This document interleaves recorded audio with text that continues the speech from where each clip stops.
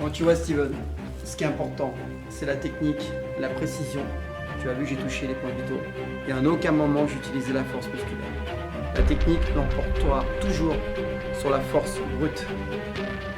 Merci à toi, bravo. Merci pour ton invitation, ça me touche énormément.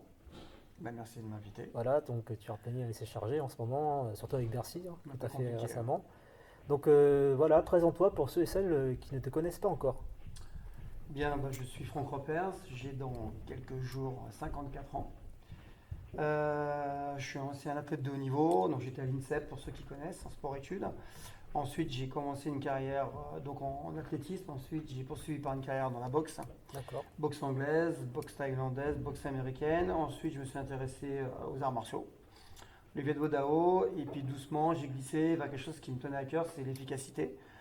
Donc vers un art, on va dire, où toutes les frappes étaient permises, mais en gardant ce côté philosophique, ce côté méditatif, ce côté travail énergie interne pour pouvoir durer. Parce que comme on le sait, dans le sport de haut niveau, on ne peut pas durer, hein, passer 35-40 ans, ça va être compliqué. Oui, Moi, ce que je voulais, c'est pouvoir me faire plaisir jusqu'à un âge assez avancé. d'accord. Voilà, c'est pour ça que j'ai basculé du sport que j'ai connu aux arts martiaux, où là, on peut quand même aller faire une carrière beaucoup plus longue. Alors, je pratique le pencak silat. D'accord, qu'est-ce que Donc, c'est c'est un art Oui. indonésien, malaisien. D'accord, Pour résumer de manière très synthétique, c'est l'art des commandos indonésiens. ok, Donc, c'est l'art de la jungle, c'est un art pour tuer, hein, c'est un art de guerre. C'est quelque chose qui est atypique parce qu'il n'y a pas de compétition, parce que c'est du close combat en fait. d'accord, Et on combat aussi bien à main nue qu'avec arme et contre arme. Voilà. Donc ils ont même allé jusqu'à l'extension de la main, à savoir utiliser les objets de la vie quotidienne. Un stylo, c'est quelque chose qui est utilisé en penchak, un magazine. En fait, il n'y a aucune limite. d'accord, Tout ce qui est à portée de la main est une arme et ça fait partie de l'art martial en fait. Voilà. ok. Donc ça fait depuis pas mal de temps que tu... Ça fait 32 ans. 32 ans. 32 ans et j'enseigne depuis 25 ans environ. D'accord, Voilà. d'accord, Et j'ai créé mon académie il y a 20 ans. Elle a 20 ans. On a fêté l'anniversaire à Bercy, les 20 ans de l'académie.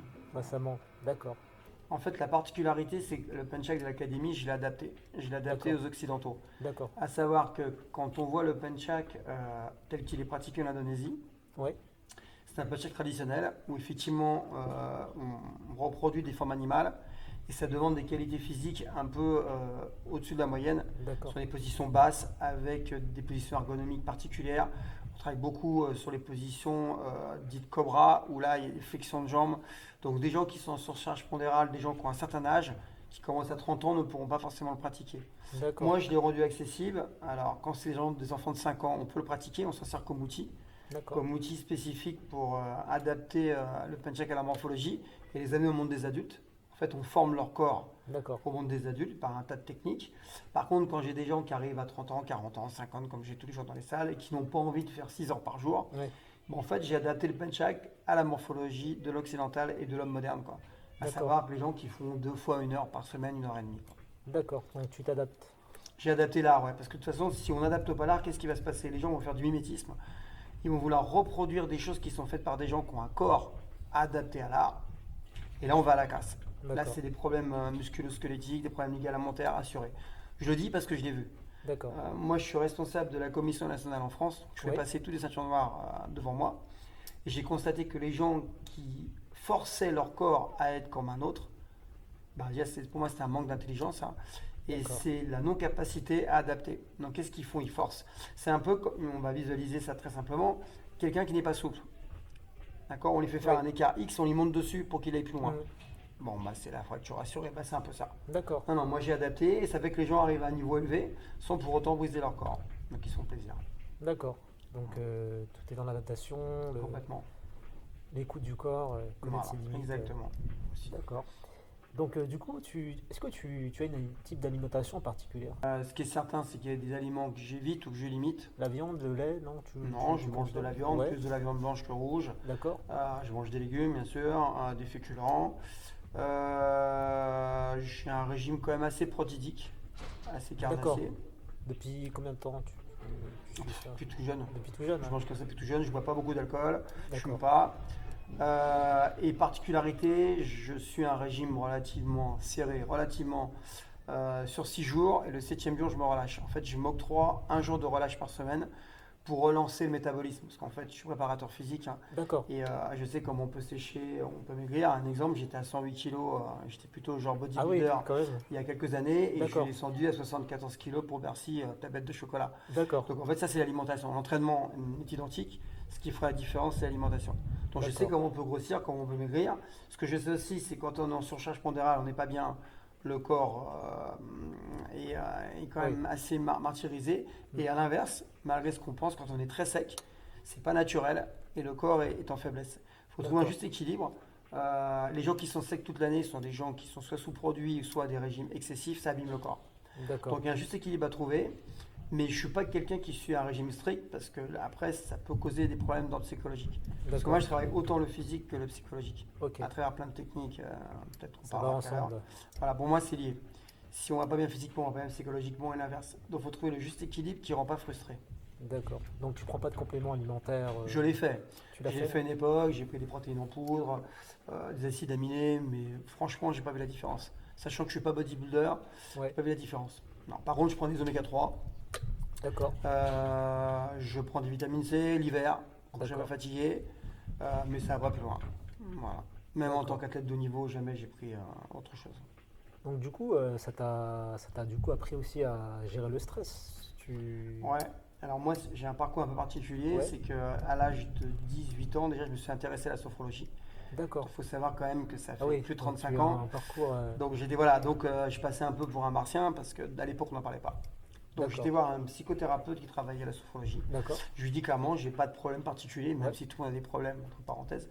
J'avais pas de problème particulier, mais je voulais comprendre ce qui faisait la différence à niveau égal en compétition, c'était le mental. D'accord. Et en travaillant la visualisation, pour mieux gérer son stress, en revoyant des images plutôt positives que négatives, D'accord. j'arrivais à renforcer mon mental.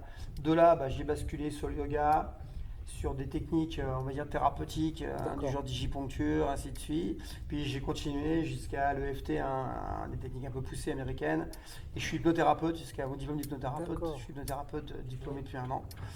Et voilà, en fait, j'ai travaillé tous les outils à ma disposition pour renforcer mon mental et mon physique. Tu es toujours curieux, quoi, en fait.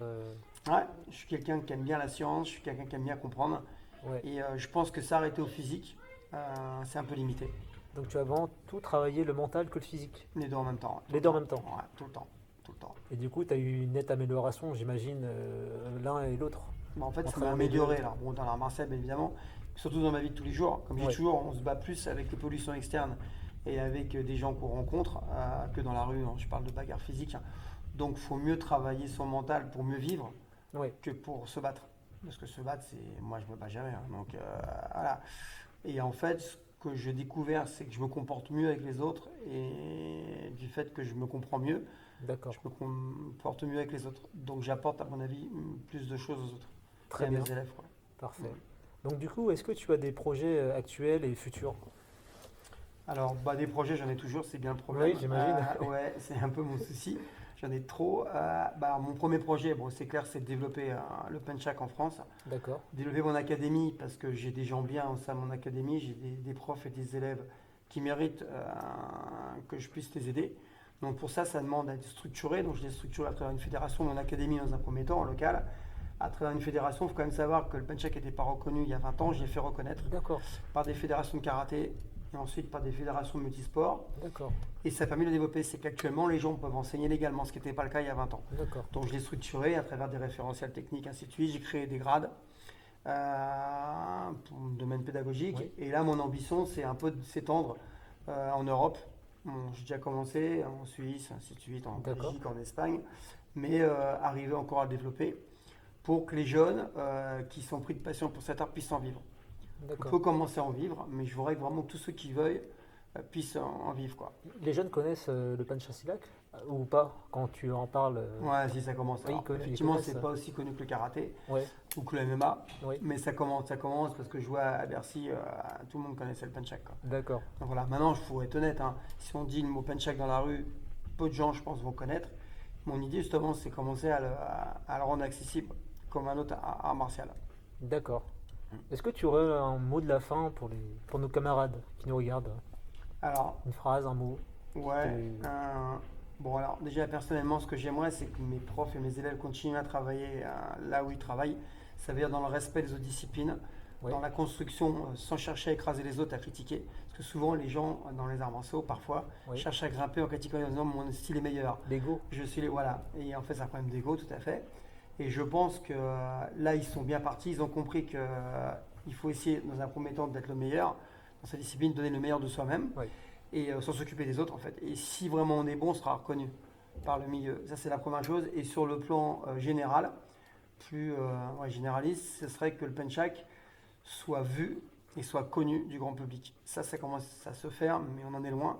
Peut-être aussi connu que le karaté, quoi. Donc ça, D'accord. c'est mon ambition. Ton ambition, ouais. C'est pour ça que, voilà, dès que des médias m'appellent, j'essaie de répondre présent. Ouais. Parce qu'il ne faut pas rêver, hein. C'est par des gens comme vous, c'est par les médias, c'est par des télés, par de la presse qu'on fait connaître un art. C'est pas en restant dans sa cave s'entraînant. C'est pas en Tout à devenant fait. meilleur qu'on se fait forcément connaître. Exactement. C'est en faire en sorte de donner le meilleur de ce qu'on connaît. Mm. Voilà. Alors ça, c'est un sacré message, hein, pour ceux et celles qui nous suivent. Bah, merci à toi, Franck, De hein. rien.